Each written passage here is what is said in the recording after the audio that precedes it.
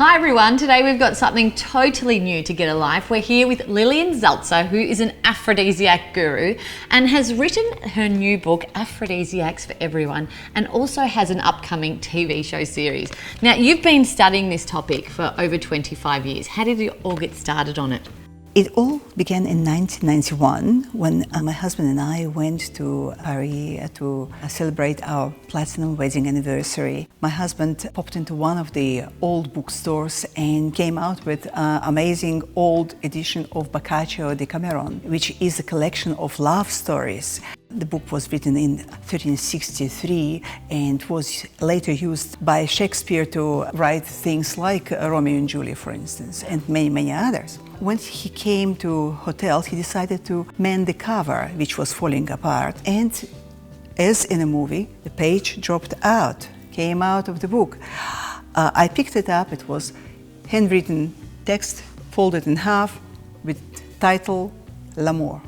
There were a lot of different lines there which I didn't understand what it was about, but later my husband looked at it and found out that it was actually some sort of Latin names of botanicals.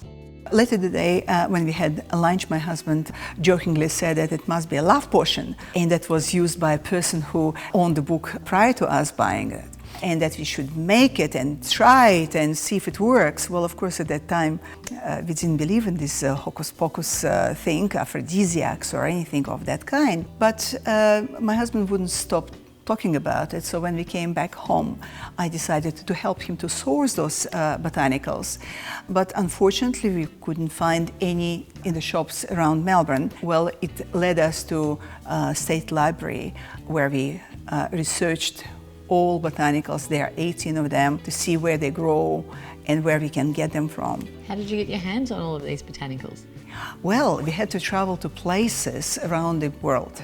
Really? Yes. Out of 18 botanicals, only one that grows specifically in Australia. All other botanicals are from all different continents of this planet. Oh, that is such a romantic story in itself.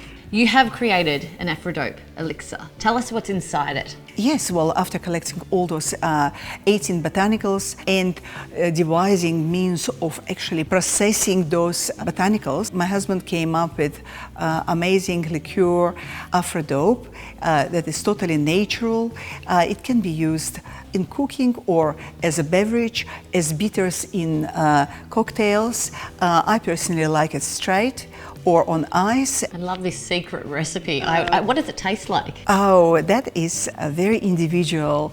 I heard some people say it tastes like chocolate, some others say it's pink grapefruit or strawberries, pomegranates, and God knows how many other things that I heard, but in fact none of them are right, because the botanicals that we use there are very rare and they are not widely available.